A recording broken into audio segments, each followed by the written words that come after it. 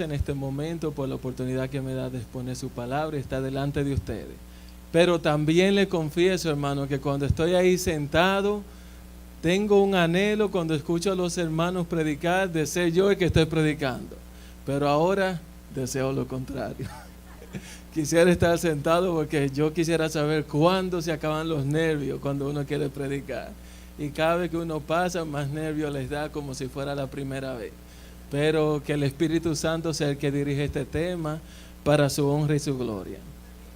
En realidad, la ayuda que el Señor me ha dado en esta semana es más que grande, porque yo simplemente este tema lo tenía preparado por más de 2 meses. Y justamente hoy la lección de esta semana está hablando de este tema. ¿De qué habló la lección de esta semana? La fe y de qué más. Y las obras. Y el Señor nos quiere enseñar la importancia de estas dos cosas. La hermana Verónica tuvo un tema espectacular la semana pasada, en el cual en el libro de Judas se nos enseñaba el pecado por comisión.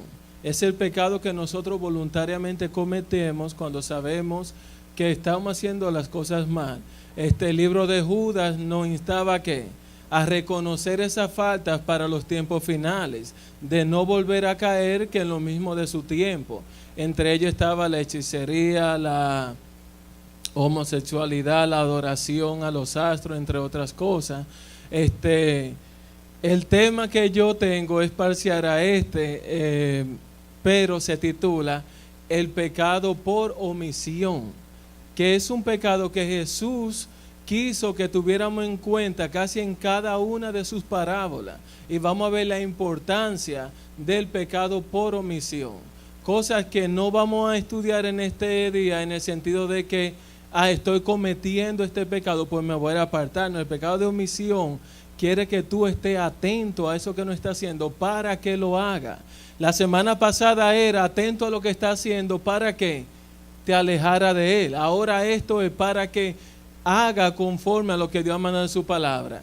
Me gusta tener respaldo del Espíritu de Profecía cuando abro la Biblia, pero ahora voy a hacer lo opuesto. Voy a empezar con una cita que yo creo que le dará todo el sentido del mensaje si le ponemos atención a lo que me gustaría que aprendiéramos todos en esta mañana. Dice la cita del Espíritu de Profecía de esta manera: si bien es cierto que las buenas obras no salvarán ni una sola alma. ¿Por qué somos salvos, hermanos? Sin pena, díganme, esto es un estudio que entre todos vamos a aprender. ¿Por qué somos salvos? Por gracia, por la fe podríamos reducir. Pero sigue diciendo la cita: si bien es cierto que las buenas obras no salvarán ni una sola alma, sin embargo, es imposible que una sola alma sea salvada sin buenas obras. ¿Entendemos el mensaje? No soy salvo por ninguna obra buena que haga, porque ya Cristo me dio la salvación. ¿Sí o no? ¿Sí o no? Claro que sí, amén. Pero también dice, el Espíritu de Profecía, que nadie será salvo sin hacer buenas obras. Y eso fue lo que nos dijo Santiago 4:17, que el pecado está en ¿qué? En dejar de hacer ¿qué? Las buenas obras. Si yo sé hacer lo bueno, debería hacerlo. Antes de continuar, me gustaría tener una oración para que el Espíritu Santo sea quien dirija la amonestación en la palabra de Dios. Te doy gracias, Padre, en esta mañana, porque nuevamente, sin merecerlo, tú me dejas y me permites estar delante de tu pueblo. Que ellos escuchen tu voz a través de mí. Que tanto ellos como yo también, Señor, pongamos en práctica lo que tú quieres enseñarnos. Que nos preocupemos más, Señor, por los demás que por nosotros mismos. Que imitemos el ejemplo de Cristo Jesús de hacer tu voluntad en favor de todo aquel necesitado. Porque sabemos, Señor, con certeza que cuando hagamos esto es no porque tú lo harás en nosotros, sino porque ya lo has hecho. Bendícenos, Señor, y dirígenos durante este tema y todos los días de nuestras vidas. Y que la visita también, Señor, puedan tener la certeza de que tú trabajas y lo seguirás haciendo en sus corazones. En el nombre de Cristo Jesús. Amén. Perdón un segundito, hermano.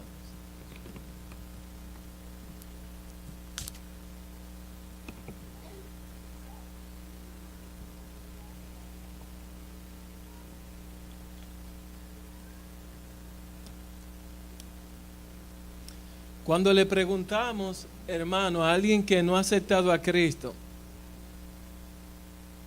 si aceptaría a Jesús o si iría a la iglesia, una de las primeras respuestas que nos dan es: yo no he hecho nada mal. ¿Verdad que sí? No necesito ir a la iglesia. Yo soy una persona que trato de evitar hacerle daño a alguien. Pero lo que esa persona no sabe y nosotros posiblemente estemos omitiendo durante nuestra vida cristiana, no es que Jesús está interesado en tanto en lo malo que hacemos. Ahora, Dios aborrece el pecado, ¿sí o no? Pero también nos dice la palabra que Dios ama al pecador. No estoy diciendo con esto que Dios omite el pecado, pero lo que Jesús se centra en nuestra vida es en lo bueno que debemos hacer. Estas personas solo piensan: yo no mato, no robo, y ahí terminan los mandamientos. Tal vez nosotros también pensamos de igual manera. Pero lo que debería preocuparnos a nosotros como cristianos no es lo malo que hacemos, porque lo malo que hacemos tiene una solución. Lo malo que hacemos se desvanece cuando vamos de rodillas delante de Cristo Jesús y pedimos perdón. ¿No dicen amén? Porque Jesús a mí me perdona cuando yo hago esto. No sé cómo es tu relación con Él. Perdón, para que Él haga lo mismo contigo. Lo que a Jesús le preocupa es, en su palabra, lo bueno que tú y yo estamos dejando de hacer en favor de los demás. ¿Y debería esto preocuparnos a nosotros, sí o no? Claro que sí, porque esto traerá su consecuencia. Ya sabemos que somos salvos por la fe en Cristo Jesús, pero esa salvación tiene que ser viva. Esa fe tiene que dar sus frutos. No es una fe muerta que se proclama al aire. No es una fe muerta de solamente tener conocimiento. Esa fe tiene que ser una fe activa. Hermanos, la razón principal por la que la iglesia de Cristo hoy en día existe es por la obra misionera. Si no es con este propósito, la iglesia de Dios no existiera en este momento, ni tuviera razón de ser. El plan de Dios con el pueblo de Israel espiritual, ¿cuál era? Que se esparciera el poder y el reconocimiento de un Dios viviente, para que aquellos que eran rechazados por el pecado sean salvos por medio de Cristo Jesús a través de su pueblo. Si el pueblo adventista pierde esta identidad, ¿de qué sirve delante de Dios? De ninguna. Lo especial en ti y en mí como parte del pueblo de Dios es la tarea que estamos correspondiendo según el mandato de Cristo Jesús. Y la tarea final que Él dio es de que vayamos y proclamemos su nombre delante de toda tribu, pueblo y nación. Y tú y yo debemos hacer esto. Y esto lo sabemos de memoria. Pero ¿cómo yo alcanzo dar este mensaje de salvación? Empezando en mi hogar, siguiendo en mi trabajo, con la gente que me relaciono. ¿Estoy yo haciendo o omitiendo el pecado de omisión? ¿Ustedes creen, hermano, que nosotros actualmente podría ser que estemos, esto lo vamos a contestar para nosotros mismos, fallando en este ámbito que el Señor nos está llamando, el pecado de omisión? Cada uno de nosotros sabe lo bueno que debe hacer. Ahora, contéstese usted mismo como yo lo hago conmigo. ¿Lo estoy haciendo yo delante de Dios? Una de las partes que el Señor lo mostró está en Lucas 10, 30 y 37, si le damos lectura. Y nosotros como pueblo de Dios deberíamos identificarnos en esta lectura.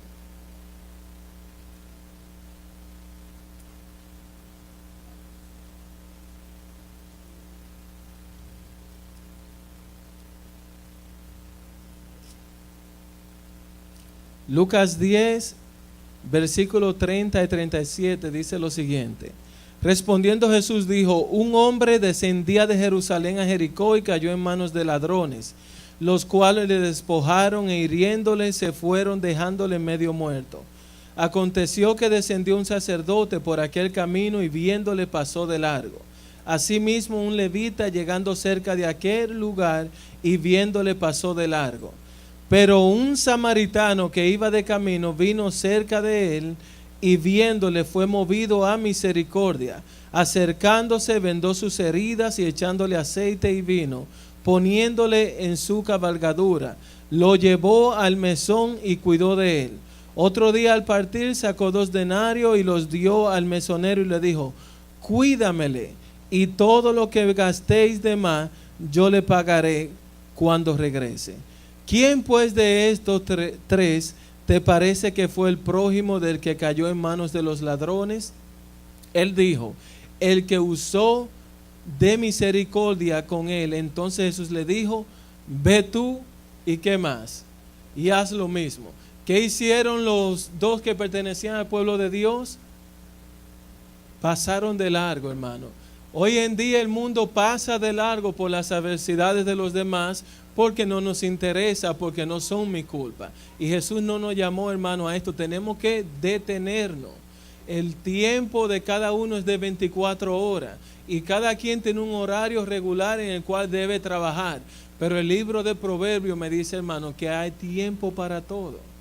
Lo que tenemos que buscar es a aquel que dio tu tiempo para que te ayude a tener un esquello en el cual tú puedas tener tiempo tanto para él como para tu prójimo. No te detengas solamente en las cosas que son prioridades para ti. Mira cuáles son las prioridades de Cristo en tu vida primero, para que tus prioridades puedan ser suplidas por él, para que tus prioridades también formen parte del prójimo. El Señor Jesús dice que ellos siguieron de largo. Pero algo me llama del buen samaritano, no solamente que él se detuvo a ayudar a esta persona, sino que se hizo carga de ella misma. Cuéntamelo a mí, como si fuera de él mismo. Las necesidades del prójimo, mi hermano, no es solamente de él. Como parte del pueblo de Cristo, tienen que ser tuyas. Ayer en la noticia vi algo triste, que nosotros hoy en día tal vez digamos, bueno, es algo que pasó y se debió evitar prudentemente, pero este señor estaba cumpliendo con la voluntad de Dios.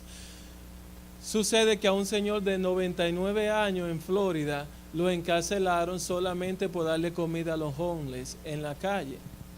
Imagínense cómo está este mundo de amoroso, tanto que ama al prójimo.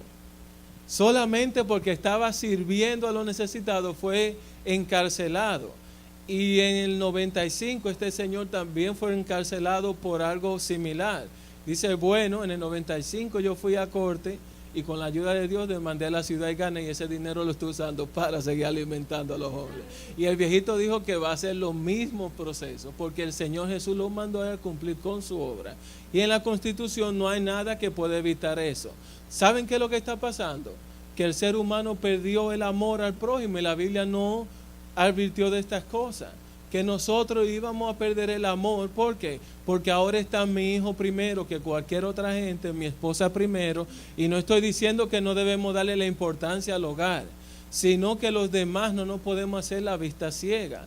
Todos tienen sus prioridades, pero todos son importantes delante de Dios. Y nosotros deberíamos ver lo que Cristo ve a través de nosotros. No ver lo que nosotros primeramente queremos, sino cómo Cristo quiere que tú obres a través de él. Dice así, un párrafo del Espíritu de Profecía sobre esto, dice: la verdadera religión no consiste en sistemas, credos o ritos, sino en la realización de actos de amor, en hacer el mayor bien a otros, en la bondad genuina. La religión no consta, hermano, de que yo tengo un cargo y ese cargo me dice que primeramente tengo que velar por esto y esto, sino que cada cosa que yo haga debe ser llenada de un gesto de amor y de bondad genuina. No puede venir solamente lo que es un rito de esto va aquí y esto va allá, sino que en cada cosa que va a hacer el pueblo de Dios tiene que reinar el amor y la bondad.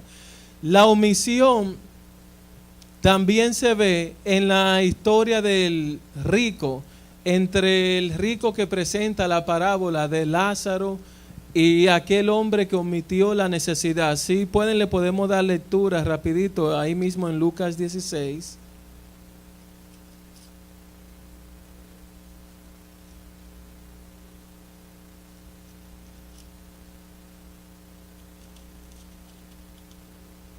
Lucas 16, 19.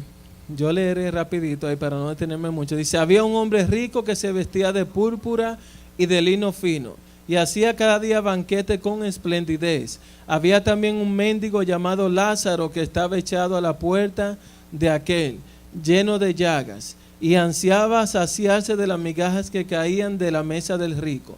Y aun los perros venían y le lamían las llagas.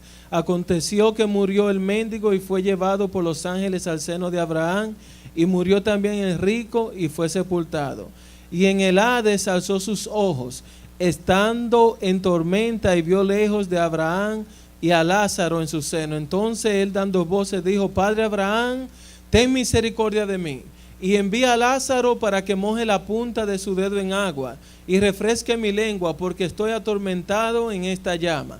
Pero Abraham le dijo, hijo, acuérdate que recibiste tus bienes en tu vida, y Lázaro también males, pero ahora este es consolado aquí y tú atormentado. Además de todo esto, una gran cima está puesta entre nosotros y vosotros, de manera que ellos quisieran pasar de aquí a vosotros, no pueden, ni de allá pasar acá. Entonces le dijo, te ruego pues, Padre, que le envíe a la casa de mi padre, porque tengo 5 hermanos, y para que les testifique, a fin de que no vengan ellos también a este lugar atormentado, de tormento. Y Abraham le dijo, a Moisés y a los profetas tienen, óiganlos. Entonces dijo, no, Padre Abraham, pero si alguno fuere de ellos de entre los muertos, se arrepentirán. Mas Abraham le dijo, si no oyen a Moisés y a los profetas, tampoco se persuadirán, aunque algunos se levantares de los muertos. Nosotros ya sabemos, hermanos, de antemano que esto es una parábola, no es una realidad de que pasó todos estos eventos. Jesús quería enfocar en la necesidad. El levita y el sacerdote decían que ser creyente y descendiente ¿de quién? De Abraham. ¿Ustedes saben quién era Abraham? Abraham era un amigo de Dios. Así dice la Biblia 3 veces. ¿Somos nosotros amigos de Dios?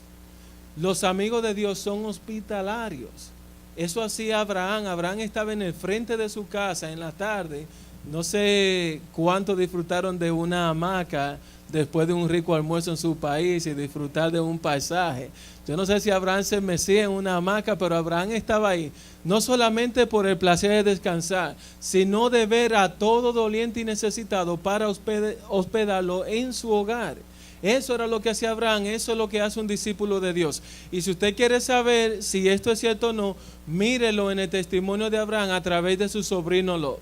Aunque Lot tomó una mala decisión de irse a una ciudad perversa, Lot no hacía lo mismo. Si ustedes leen, creo que ese evento de los últimos días, dice que cuando los ángeles llegaron a la ciudad de Sodoma y Gomorra, ¿dónde ustedes creen que estaba Lot? Lot estaba en el portón de la ciudad, como hacía su tío, como su tío le había enseñado, dándole la bienvenida a aquellas personas necesitadas. Acuérdense que la gente tenía que caminar a través de la ciudad, y si le cogía la noche ahí tenía que quedarse. Pero lastimosamente no todo el mundo le daba hospedaje, pero Lot aprendió esto de su tío Abraham. No es solamente, hermanos, saber hacer lo bueno en la Biblia. Todos saben eso dedicando 10, 15 minutos a una lectura bíblica diaria, lo cual es bueno. La Iglesia Adventista a nivel mundial tiene un programa muy bueno que se llama Reavivado por su palabra. Yo no sé si usted ha tenido un tiempo especial de escuchar la emisora Adventista de su país y escuchar este programa, un capítulo diario, pero ¿sirve ese capítulo diario en mi vida si yo no lo pongo en práctica? Es muerto. Aunque sea palabra del Dios viviente, si yo no la pongo en práctica, no tiene sentido. No tiene sentido alguno. A Abraham se le llamó amigo de Dios. No era solamente porque escuchaba consejos buenos de Dios, sino porque cada consejo que Cristo le daba era puesto en práctica. Tú y yo podemos escuchar su palabra hoy en día y pedirle a Dios que si no sabemos cómo, que nos ayude. Porque el Señor no solamente te llama discípulo, no solamente te llama cristiano, te llama su amigo cuando tú confías en Él y pones en práctica cada uno de sus preceptos. Dice la palabra de Dios, el rico no le hizo ningún mal a Lázaro, pero tampoco le hizo el bien que estaba a su alcance.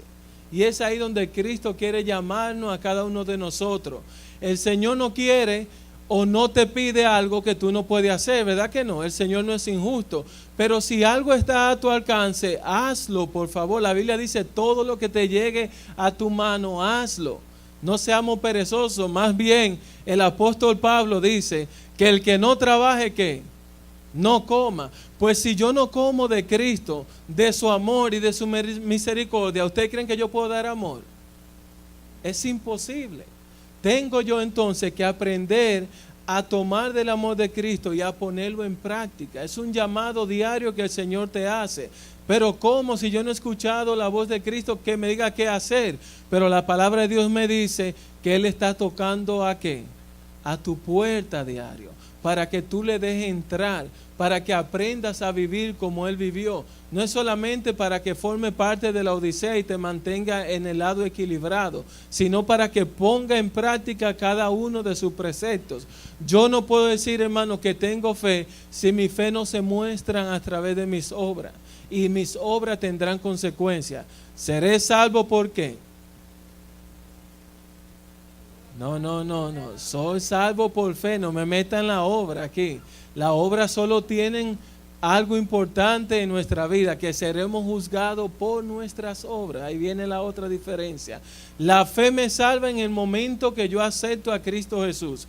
Pero mis obras dirán, no si merezco la salvación, sino si yo acepté una fe verdadera para andar con Cristo Jesús. Porque la fe tiene que estar viva. Y esa fe viene con obras de fruto de salvación, ya no para mí, porque yo acepté la salvación, sino para que otros vengan a Cristo. ¿Usted cree, hermano, que otros van a venir a Cristo si yo no doy un buen testimonio fuera de la iglesia? Basta con saber en el mundo que yo soy un anciano de iglesia cuando yo no pongo mi ancianato fuera de la iglesia en práctica. Que yo soy un maestro de iglesia cuando yo no estoy poniendo la enseñanza de Cristo en práctica afuera. Basta que yo sea un hombre o una mujer de orden en la iglesia que ponga todo como a Dios le gusta cuando yo vivo una vida desordenada en el mundo.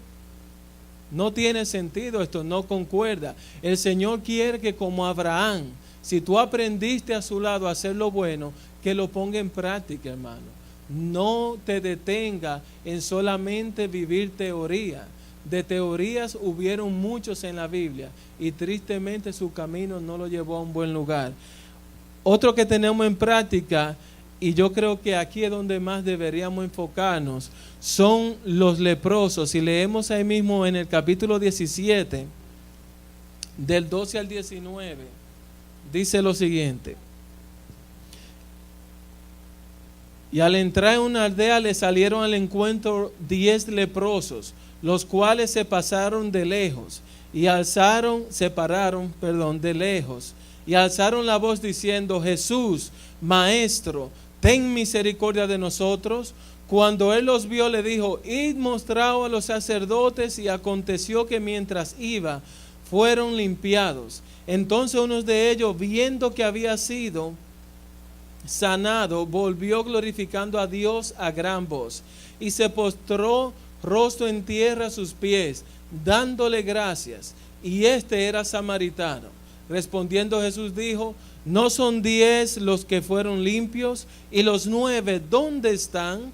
No hubo quien volviese y dijese gloria a Dios, sino extranjero. Y le dijo: levántate, vete, tu fe te ha salvado.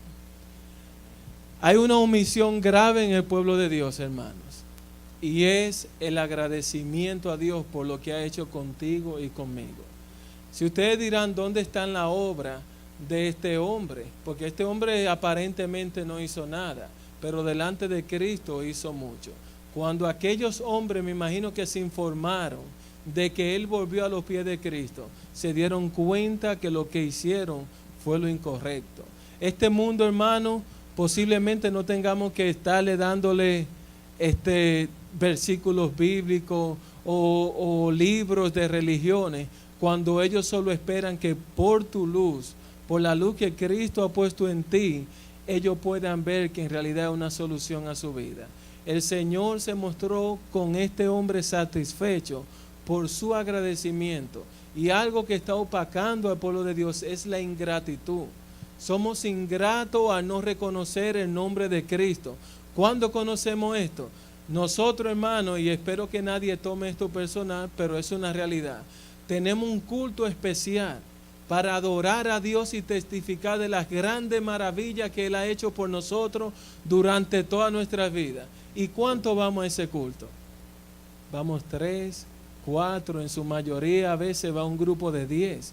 Pero es un culto para adorar a Dios y darle gloria a Dios por todas sus bendiciones. Si nos damos cuenta, hermano, y no tomen esto como una crítica, esto es para edificarnos en lo que debería ser. Y si esto se está reflejando, es que nuestra relación con Dios debe aferrarse un poquito más.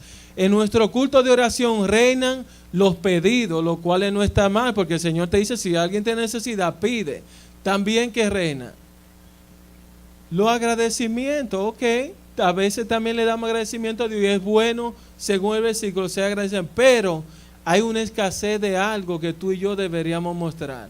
Y es la testificación de lo que Cristo está haciendo en ti para que otros crean y vean que Dios es poderoso. Cuando tú y yo testificamos de lo que Cristo hace a diario, muchos vendrán a sus pies, muchos se contagiarán primeramente de los de adentro. Pero a veces nuestro testimonio flaquea de agradecimiento de lo que te está pasando a diario. El problema muchas veces es verdad que somos tímidos. Pero si estamos tímidos delante de nuestro amigo, es que nuestra relación está floja con nuestro amigo. Porque cuando yo voy a hablar con Alex y no estoy en la iglesia, Alex me dice loco a veces. Yo le digo, tigre, ¿cómo tú estás? Porque nuestra relación de amigos es fuerte. Pero si yo voy donde otro hermano que no conozco a alguien, ¿qué le voy a decir? ¿Cómo está, hermanito? Dios te bendiga. Ok, no estoy diciendo que no debemos tener reverencia. Y eso es bueno. Y también delante de Dios como cristianos también tenemos que tener límites, a no usar palabras ofensivas ni nada por el estilo. Pero va más allá de un cómo está. Willy nos dio un buen ejemplo. Hazme favor, Alex, perdón, que tu niña está ahí. A un amigo que venga secularmente a la iglesia, yo le digo, ¿cómo está? Dios te bendiga. Pero al verdadero amigo, yo le digo, ¿cómo está? Dios te bendiga. Y le doy un abrazo. Y hay una relación estrecha, gracias. Cuando tú y yo tenemos una relación estrecha con Cristo, nuestro testimonio no es el mismo pálido que hoy en día tú y yo estamos dando. Nuestro testimonio será agua de vida para todo aquel que lo escucha. Su vida cambiará por tu testimonio, hermano. Para eso tú y yo estamos siendo llamados. Ya no debemos estar con esa flaqueza espiritual de dar un testimonio sin fuerza, de que los otros no vean que Cristo ha obrado en ti de una manera grande. Y yo quería, hermano, de paso, hacer una pausa bien rápida. Y a lo mejor el que debería empezar haciendo esto soy yo mismo. Porque aunque lo hemos dicho en algunas reuniones, yo creo que debería hacerlo en un lugar como este. Mi familia, la familia Rosario, no tiene palabra para agradecerle a los hermanos de Stanford por su gratitud con nosotros, por su misericordia. Cuando nosotros regresamos de Florida, un poquito chasqueado, tal vez porque las cosas no salieron como queríamos, tal vez nuestra fe menguó un poco, pero la realidad, hermano, es que nosotros damos gloria a Dios por cada uno de ustedes.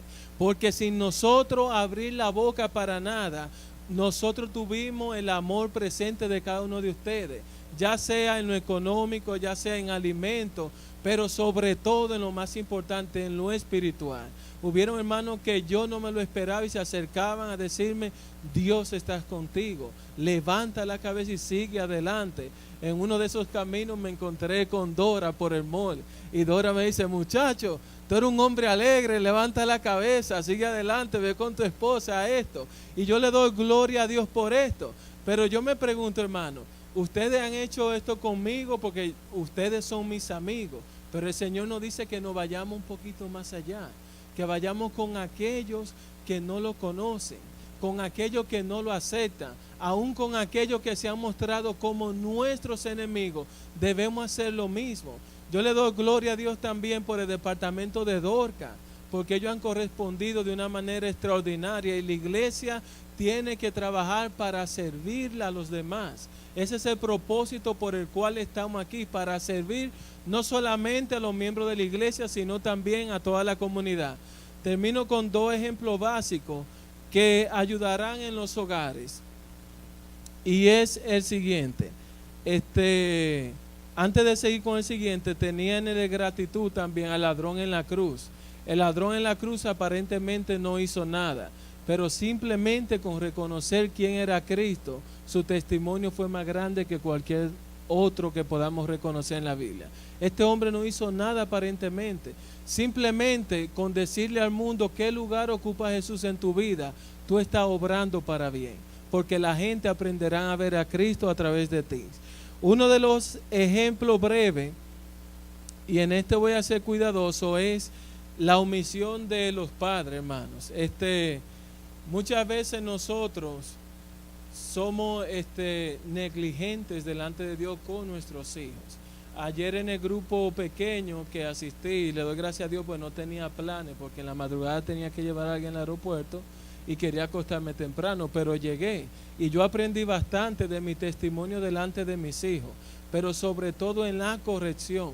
Hay padres que quieren omitir la corrección a los hijos por la razón que tenga, y no es cosa mía meterme en la relación de nadie, porque cada quien tiene su manera cómo educar a sus hijos y eso se respeta, pero no debemos omitir la corrección en los hijos. Si ustedes estudian la historia de Elí y de David también, fue un chasco delante de Dios cada uno de ellos como padres. Ok, ellos restauraron su vida más adelante, pero la consecuencia de sus hijos delante de Dios fue terrible. El papel de padre ellos lo perdieron por completo por omitir la corrección delante de Dios con sus hijos.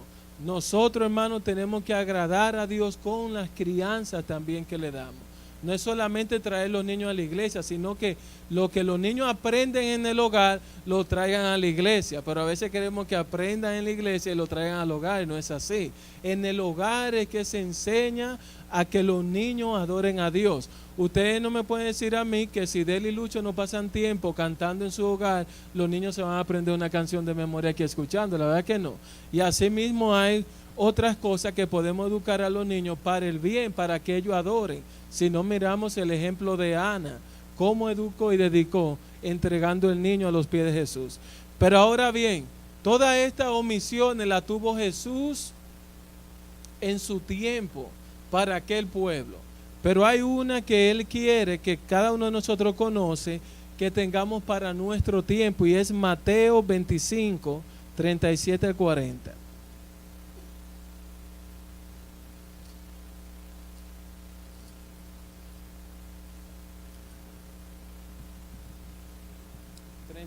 al 40, dice la palabra de Dios así: entonces los justos le responderán diciendo: Señor, ¿cuándo te vimos hambriento y te sustentamos, o sedientos y te dimos de beber? ¿Y cuándo te vimos forastero y te recogimos, o desnudos y te cubrimos? ¿O cuándo te vimos enfermo o en la cárcel y vinimos a ti? Y respondiendo el rey les dirá: de cierto os digo, que en cuanto lo hiciste a uno de estos mis hermanos más pequeños, ¿a quién se lo hiciste, hermano? Todo lo que tú y yo hacemos en favor de los demás, ¿quién se lo estamos haciendo? Hermano, la gente cuando Cristo venga, o nosotros como ser humano, o aquel que no tome parte de la salvación, no se va a perder, dice Jesús, directamente por sus pecados, aunque sus pecados traen consecuencias. Se van a perder por dejar de hacer lo bueno que Cristo te ha enseñado. Es la realidad, es lo que Jesús te está diciendo. Jesús no le está diciendo: mira, tú fuiste violador, tú fuiste ladrón, tú fuiste esto, lo otro. No, Jesús te está diciendo: tú pasaste tiempo conmigo en la iglesia, tiempo conmigo en el hogar, tiempo conmigo en el trabajo, pero no pusiste en práctica lo que aprendiste de mí. Eso es lo que a Jesús le interesa, que ponga en práctica lo bueno. ¿Por qué? Porque cuando tú estás ocupado en lo bueno, lo malo no tiene cabida en ti. No hay tiempo para pecar cuando tú pasas tiempo con Jesús. ¿Cuántos dicen amén? No hay, hermano. No hay espacio para el pecado cuando estás tú junto a Jesús. Adán y Eva pecaron cuando se apartaron ¿de quién? De Dios. Job, entró Satanás a hacerle mal cuando ¿quién? Cuando salió del cerco de Dios, ¿verdad que sí? Pero cuando tú y yo nos mantenemos cerca a Cristo Jesús, el pecado no tiene cabida en ti. Es imposible, hermano. Y la única forma que el pecado no puede tener cabida es amando al prójimo. Hoy la escuela sabática estuvo espectacular enseñándonos la regla de oro. La regla de oro no es solamente saberse los mandamientos del 1 al 10 exactamente, es ponerlo en práctica como Cristo quiere que tú y yo hagamos. Hay un último, cita que me gustaría para leer y con esto concluyo.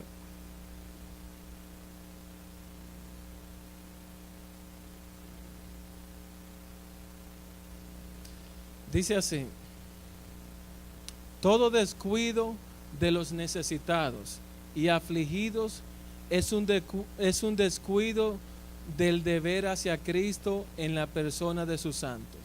Cuando Dios repase el caso de cada uno, no se formulará la pregunta ¿qué creían?, sino ¿qué han hecho? Han sido obradores de la palabra, han vivido para sí mismos, o bien realizaron obras de benevolencia, de bondad y amor, prefiriendo a los otros antes que a sí mismo, y negándose a sí mismo para ayudar a los demás.